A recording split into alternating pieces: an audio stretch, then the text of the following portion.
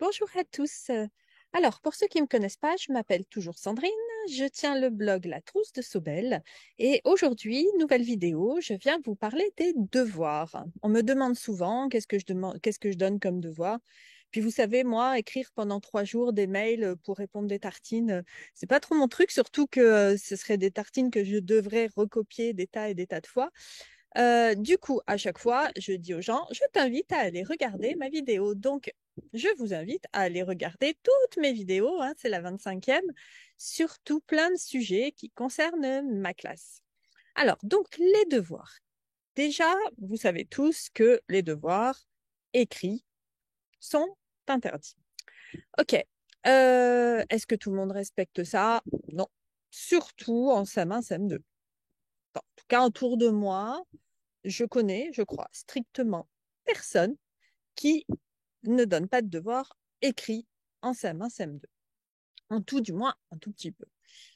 Euh, Les devoirs sont donc interdits à l'écrit. Par contre, les devoirs oraux sont tout à fait autorisés.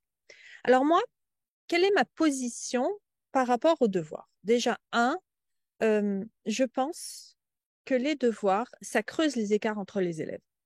Parce que pourquoi? Parce qu'on va avoir des élèves qui vont avoir leur famille présente le soir quand ils rentrent, qui vont bien faire leurs devoirs à la maison, avec des parents qui sont capables d'assurer les explications, etc., parce qu'ils ont un niveau culturel et professionnel, etc., qui sont capables d'assurer les devoirs. On va avoir les enfants qui vont rester à la garderie, qui vont les faire plus ou moins bien. Et on va avoir les enfants qui vont être tout seuls chez eux, qui vont devoir s'occuper de leurs frères, de leurs sœurs, ou de, voilà, et qui n'auront pas leurs parents, qui vont faire ça n'importe comment ou qui ne vont pas les faire. Donc, moins on en donne, mieux c'est. En tout cas, en ce qui me concerne. Deuxièmement, ma position par rapport aux devoirs, c'est que je pense qu'il vaut mieux ne pas en donner tous les soirs. Comment dire, parce que les gens, ils ont besoin de s'organiser aussi, ils ont une famille, etc. Les enfants, ils font des activités.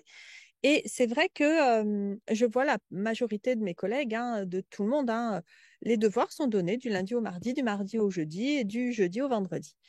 Je pense vraiment que c'est pas une bonne idée. En tout cas, moi, je le fais plus. Je le fais plus. Ça fait plusieurs années que je donne les devoirs, qu'on écrit les devoirs le vendredi pour le vendredi pour toute la semaine qui suit. Donc, ce qui veut dire que, et par exemple aussi, je donne par exemple la poésie qu'on apprend une fois qu'on copie par exemple le premier lundi de chaque mois. Ils savent qu'ils doivent l'apprendre pour le lundi d'après. Donc, directement, le lundi, on marque pour le lundi d'après apprendre la poésie. Comme ça, ils ont une semaine pour la préparer. Parce que la poésie, des fois, c'est pas franchement rapide à apprendre. Le week-end, des fois, ils ont des choses à faire. Et il y a certains enfants, il leur faut du temps pour apprendre une poésie. Donc, un poème, hein, plutôt. La poésie, c'est le domaine et c'est des poèmes qu'on apprend. Enfin, petite parenthèse. Donc, voilà, donner les devoirs le vendredi pour toute la semaine. Moi, les parents, ils me bénissent, je vous jure. Les parents, ils sont super contents. Oh, mais qu'est-ce que c'est bien d'avoir les devoirs le vendredi. En plus, comme je les mets sur les ENT, moi, je les mets sur Classly parce que j'utilisais ça jusqu'à présent. Là, je vais continuer à l'utiliser parce que franchement, on me demande d'utiliser One. Très bien. One, je dis pas, c'est pas très bien. C'est très bien, mais Classly, c'est mieux.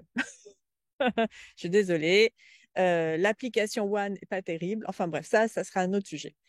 Donc, je les mets sur les ENT. Les parents les ont. J'oblige quand même les enfants à écrire les devoirs dans les agendas parce que, pas parce qu'ils les ont sur les ENT qu'ils ne doivent plus les avoir. J'estime que le fait que les enfants écrivent leurs devoirs dans l'agenda, ça les implique dans ce qu'ils doivent faire. Ça fait qu'ils savent ce qu'ils doivent faire. Si ici, ils les lisent seulement sur les ENT, c'est les parents qui vont leur dire tu dois faire ci, tu dois faire ça. Et eux, ils ne sont pas concernés finalement plus que ça. Et deuxièmement, pourquoi je les oblige aussi à écrire dans l'agenda? Parce que ça les apprend aussi à gérer le temps qui passe, etc. Et aussi parce que si jamais un jour il y a une coupure d'Internet, s'ils n'ont plus d'ordi, si, bah, ils ont quand même leur devoir dans leur agenda. Parce que bah, la technologie, c'est bien beau, mais si un jour il n'y a plus d'électricité, on est embêté, un peu embêté. Voilà. Donc, première chose, voilà l'introduction, en fait, de ma position par rapport aux devoirs et de mon organisation. Alors maintenant, concrètement, qu'est-ce que je leur donne comme devoir? Donc, je leur donne très peu de travail écrit, mais vraiment, je ne sais même pas si je leur en donne d'ailleurs. Alors, première chose, le lundi, donc pour le lundi, pardon, ils ont une petite lecture à faire, à lire à la maison.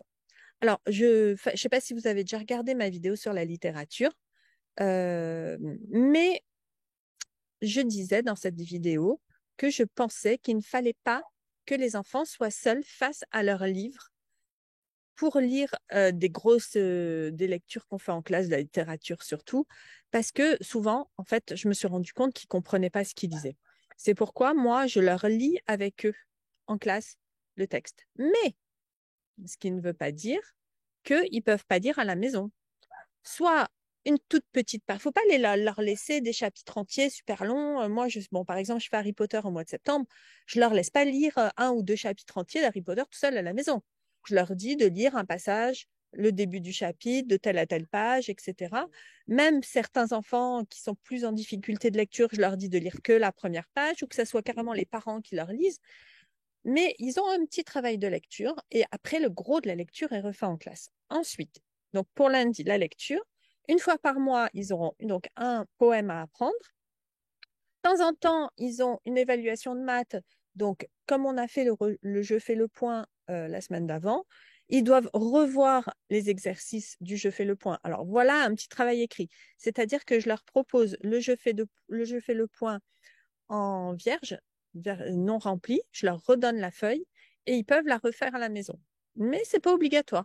Je leur dis juste, sinon, vous prenez votre je fais le point, vous essayez de voir si vous avez tout compris ou de refaire les exercices qui ont été ratés dans votre je fais le point ou carrément de refaire toute la fiche. Ils font comme ils le souhaitent. Je leur dis juste, vous avez une évaluation de maths, le je fais le point qu'on a fait en classe, à vous de voir. Donc, j'explique tout ça aux parents, bien évidemment, hein, en réunion de début d'année. À vous de voir comment vous allez faire pour réviser, préparer cette évaluation. Et donc, ça, c'est pour le lundi. Et aussi le lundi, des leçons d'histoire, géographie ou sciences. Alors, jusqu'à présent, je faisais histoire le lundi, géographie le mardi, sciences le jeudi, EMC le vendredi. Cette année, je crois que je vais faire autrement parce que le problème, c'est que quand je fais ça, des fois, ils ont une évaluation d'histoire le lundi, une évaluation de géographie le mardi, parce que ça tombe en même temps, puisqu'on a fait le même nombre. Peut-être que là, je vais faire histoire le lundi, histoire le mardi, évaluation, puis après géographie, évaluation. Enfin bon, ça, c'est une autre histoire aussi. Donc, le lundi, ils ont une leçon d'histoire, géo, sciences, etc. Le mardi, ils ont une liste de mots. Alors, moi, j'utilise ma méthode de français. Vous savez, le français en action. À la fin du livre, j'ai les listes de mots fréquents ou de mots invariables. Donc, ce sont des mots de cette liste-là que je leur donne à apprendre toutes les semaines. Une liste par semaine. Il y a 10 mots. Et on fait la petite dictée de mots. Ils ont ensuite le mardi une leçon de français. Ils ont de temps en temps peut-être aussi une évaluation de maths, je ne sais pas, à voir. Et puis l'après-midi, ils ont de temps en temps une leçon d'anglais et de temps en temps une leçon d'histoire, géo, sciences, etc. Le jeudi, ils ont aussi une leçon de français. Ils ont la dictée à préparer, donc la vraie dictée bien longue, etc. Donc là, pareil, j'ai mon livre des dictées pour l'année que j'ai fait pour le CM1, le CM2 et le double niveau CM1, CM2 qui a 2 tomes. Et ces dictées-là, en fait, c'est une toute petite préparation à coller dans l'agenda qui se fait super. Alors, c'est un petit travail écrit, voilà, encore un tout petit à coller dans l'agenda et c'est ça qu'ils ont à préparer pour le jeudi.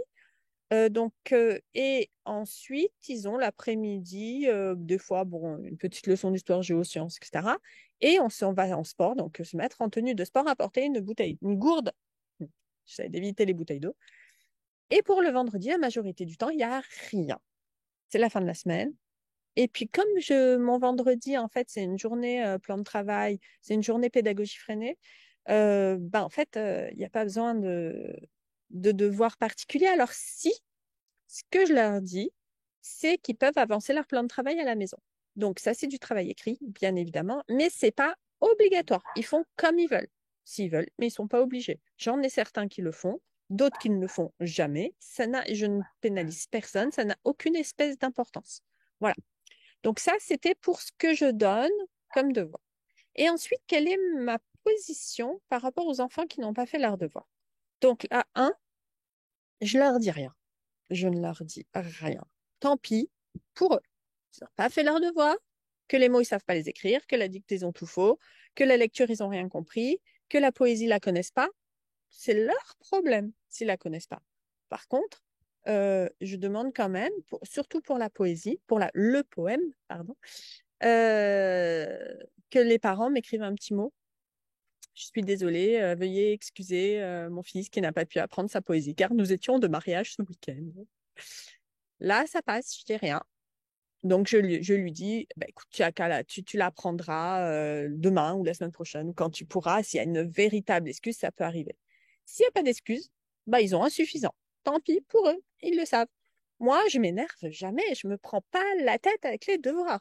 Il y a des collègues, je sais qu'ils s'énervent parce que les devoirs sont pas faits.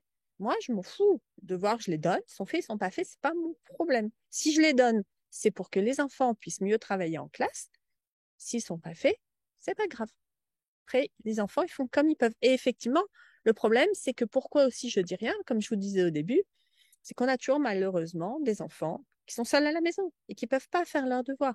Donc, faut aller leur gronder, les pauvres. C'est pas possible. Enfin, moi, ça me fait de la peine, ces élèves-là. Et donc, je dis rien. Voilà. Je dis rien, puis on fait avec. Et ben, ce qu'on fait, on fait. Ce qu'on n'a pas fait, ben, ils n'ont pas fait.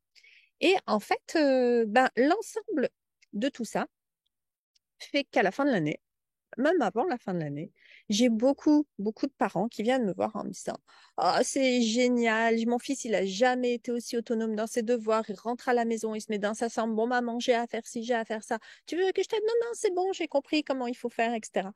Et c'est vrai que le fait de leur donner les devoirs une semaine à l'avance, qu'ils puissent s'organiser. Puis moi, tous les soirs, avant de partir, je leur dis: «Bon, alors, n'oubliez pas, demain, il y a quoi comme devoir?» Alors, c'est pas moi qui leur dis demain, il y a ça à faire. Je leur demande ce qu'il y a comme devoir. Voir déjà quels sont ceux qui se sont impliqués dans leurs devoirs, qui les ont fait à l'avance, etc. Donc, n'oubliez pas de prendre votre cahier, votre truc, etc. Et petit à petit, à force de faire ça, c'est eux, petit à petit, qui disent: «Maîtresse, pour demain, il y a ça, il ne faut pas qu'on oublie de prendre ça», et tout. C'est génial, je vous assure. L'ambiance de classe par rapport aux devoirs, elle est vraiment phénoménale, géniale. Moi, j'adore ma classe. Je suis fière de ce que je fais. Bon, je rigole. Bon, voilà. Enfin, non, c'est juste que j'ai trouvé mon organisation, j'ai trouvé ce qui me convient, ce qui marche pour moi. Donc, écoutez, voilà mon petit truc du jour. Si ça résonne en vous, bah, écoutez, prenez l'astuce. Et puis, voilà pour aujourd'hui. J'espère que vous allez tous bien, que vous passez de bonnes vacances. Moi, ouais, c'est top.